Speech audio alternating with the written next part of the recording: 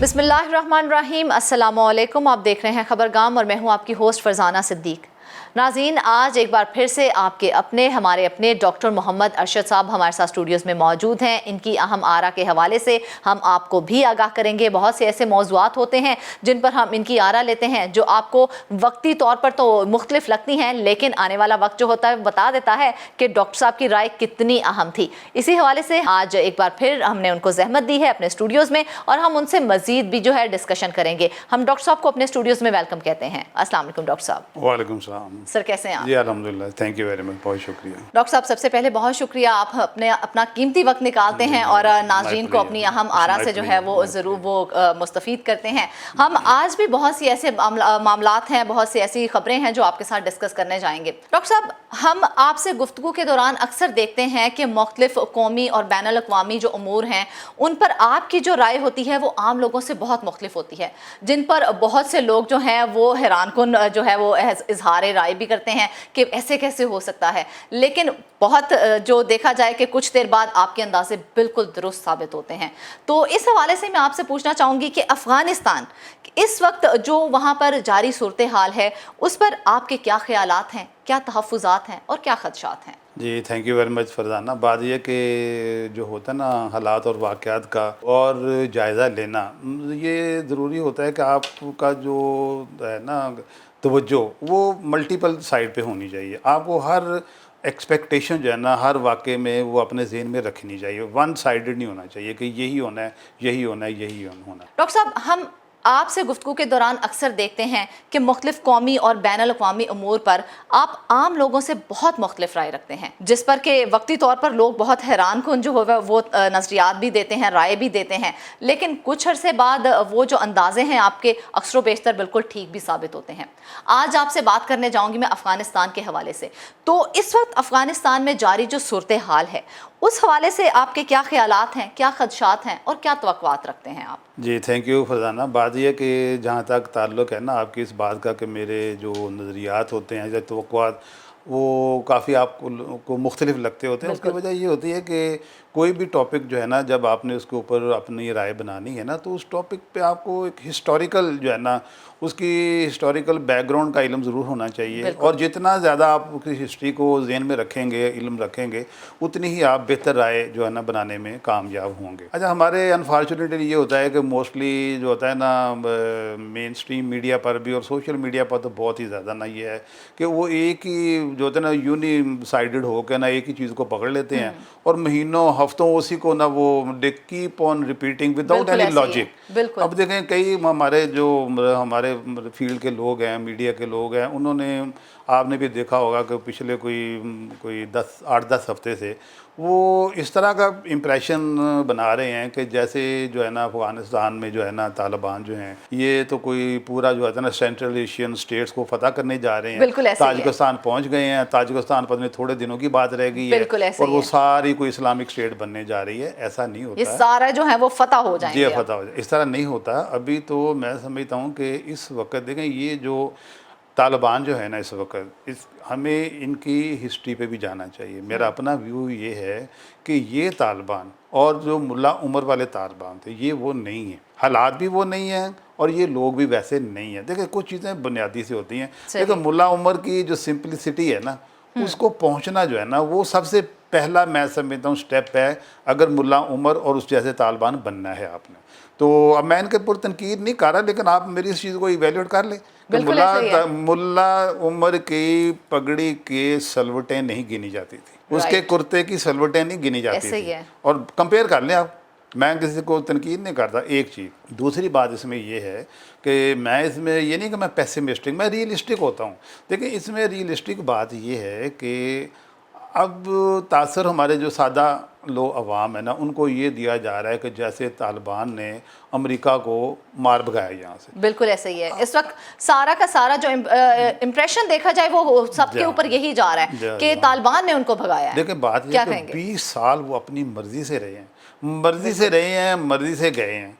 अब बाकी जहाँ तक है ना ताल्लुकात के, वो क्या हासिल करके गए हैं, इसके बड़े पहलू हैं। देखिए शुरू में अगर आप रिकॉल करें ना, तो जब रशियन इन्वेजन हुई अफ़गानिस्तान में, तो ये कहा जा रहा था कि रशिया को एक तो गर्म पानी की ज़रूरत है, यानी उनको मेल्टेड वाटर चाहिए था फॉर जो है ना शिपिंग के लिए। अब उस वक्त ये हमारी नज़रों से ओझल हो गया कि रशिया के साथ जो ब्लैक सी एरिया था, वो उस वक्त अफ़गान इन्वेजन से पहले तो ब्लैक सी एरिया रशियन टेरिटरी था, रशिया के कब्जे में था। यूक्रेन के गर्म पानी रशिया के पास ही थे सारे। अब सिर्फ ये कि वो थोड़ा एक लंबा चक्कर, वो जो एक सरफेस जो है ट्रैवल, रेल ट्रैवल या बाई रोड जो चीज़ें थी, जो गुड्स थी, वो ट्रैवल करके जाती थी बंदरगाह तक पहुँचने के लिए। अब इधर से हम ये कहा जाता कि नहीं जो ग्वादर में आना चाहता है। हाँ। अब ये बात देखें, बड़ी कॉमन सेंस की बात है कि ये सिर्फ एक जो छोटा सा शॉर्टकट लगाने के लिए उन्होंने 10 साल और हज़ारों बंदे अपने भी जो है वो हलाक करवाए और यहाँ भी करवाए, और हत्ता के खुद रशिया डिसइंटीग्रेशन का शिकार हो गया।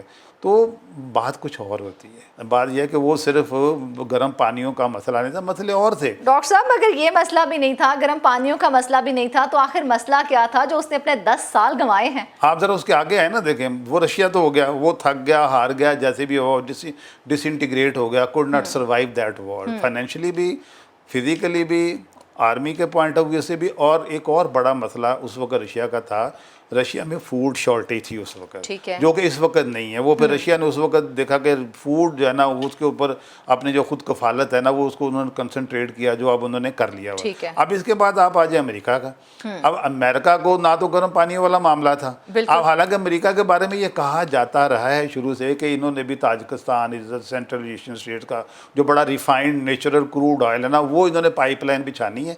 और ये इन्होंने अफगानिस्तान से लेके तो ग्वादर से इन्होंने वो लेके जाना है। अच्छा, बात यह कि अमेरिका के पास जो है ऑलरेडी देखें, जो रिचेस्ट ऑयल कंट्री हैं, जिसमें सऊदी अरब शामिल है, मिडिल ईस्ट सारा शामिल है, और दुनिया के जितने भी क्रूड ऑयल के ज़ख़ीरे जो रिसोर्स वो सारे ऑलरेडी अमेरिका की कमांड के अंदर हैं, इसलिए वो भी इसका नहीं बनता। और दूसरा एक ज़मीन पे कब्जा करना अफगानिस्तान के, कभी चाइना के ऊपर निगरान। अब तो टेक्नोलॉजी इतनी बढ़ गई। अब देखें ना, कतर है, कतर जो है वो आप समझे ऐसे ही है जैसे अमेरिका की एक स्टेट है। वहाँ बैठ के एरियल डिफेंस कह लें, अटैक कह लें, अगर चाइना को उसने मॉनिटर करना, वहाँ बैठ के भी कर सकता है। बिल्कुल ऐसे ही है। तो वो भी नहीं है, तो भी नहीं है, वो भी नहीं तो है क्या डॉक्टर साहब? ये अपने नाज़रीन को हम यही तो बताना चाह रहे हैं। हाँ, ये देखें, ये इस मामले पे पहुंचने के लिए ना, मैं वो थोड़ा तफसील तलब है, बताता हूँ मैं आपको।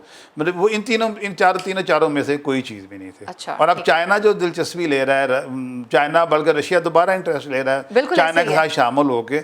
इसमें भी ज़ाहिर है कि चाइना जो है, जो टारगेट है ना जिनका, जो वहाँ से जो हासिल करना है, वो क्रूड ऑयल भी नहीं है, वो लैंड पे कब्जा भी नहीं है, वो स्ट्रेटेजिक उनको पॉइंट भी नहीं चाहिए, वो और बड़े ज़्यादा देखें ना, वो इतनी खूनख्वारी, इतनी अनसर्टिनिटी और इतनी वॉरियर जो रेस है, जो तालिबान के वॉरियर हैं।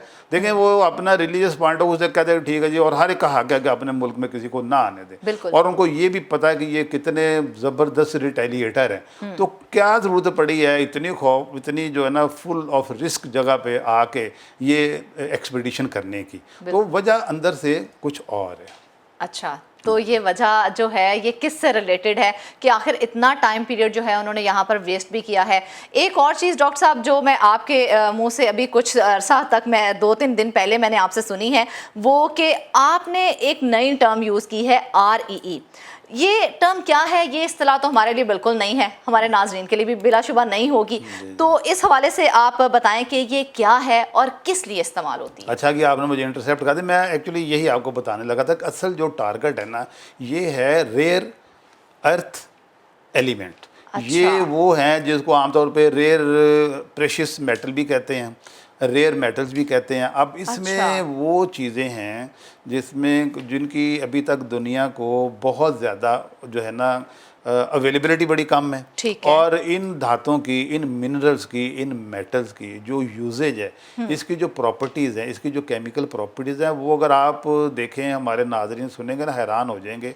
इसमें लिथियम, मैं आपको मिसाल देता हूँ, लिथियम वहाँ बहुत ज़्यादा है अफगानिस्तान के अंदर। यूरेनियम से आप किसी भी रेयर मेटल का नाम ले ले, वहाँ पर मौजूद है और प्योरेस्ट फॉर्म में है, اور بہت بڑی کوانٹٹی میں اس میں امریکہ نے، اب دیکھیں یہ باتیں وہ جو بہت زیادہ سرفیس پہ نہیں آئی ہیں، امریکہ نے جو ریئر میٹل کا افغانستان کے اندر اپنی سیٹلائٹ ٹیکنالوجی اور اپنے فزسٹ جو ان کے ہیں ان کے ذریعے جو لگایا تھا، ملٹی ٹریلین ڈالر کے یہ ذخیرے ہیں، ملٹی ٹریلین ڈالر کے. اچھا ٹھیک ہے نا. اب اصل جو ہے نا، اصل جو میں جو کہنا چاہ رہا ہوں وہ یہ ہے کہ اصل یہ جو میٹلز ہیں نا، جو ریئر میٹلز ہیں، یہ جو ریئر جو ہے نا ایلیمنٹس ہیں آن ارتھ، یہ اصل میں ٹارگٹ یہ ہے، دنیا یہ حاصل کرنا ہے. اب دیکھیں یہ چیزیں اور جگہ پر ہیں لیکن اتنی پیورٹی اور اتنی ابنڈنس میں کہیں پر نہیں.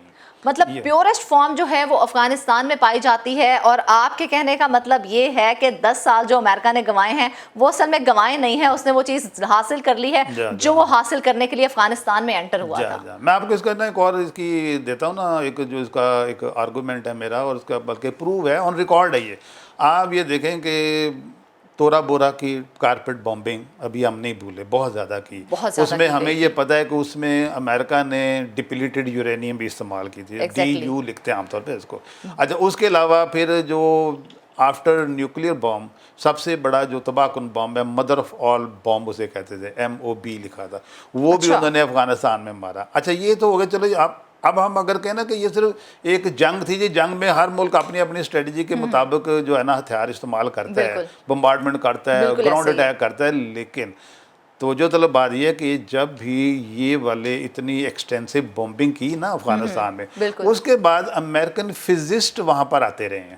ٹھیک ہے. اب دیکھنا جنگ میں طبی ماہرین تو آ جائیں، ٹھیک ہے جی، اصلیہ کے ماہرین آ جائیں، لیکن وہاں فزسٹ آتے رہے ہیں، وہ پھر وہاں سیمپلنگ کرتے رہے ہیں کیا ہم اپنے ٹارگٹ کو پہنچ گئے ہیں کہ نہیں پہنچ گئے.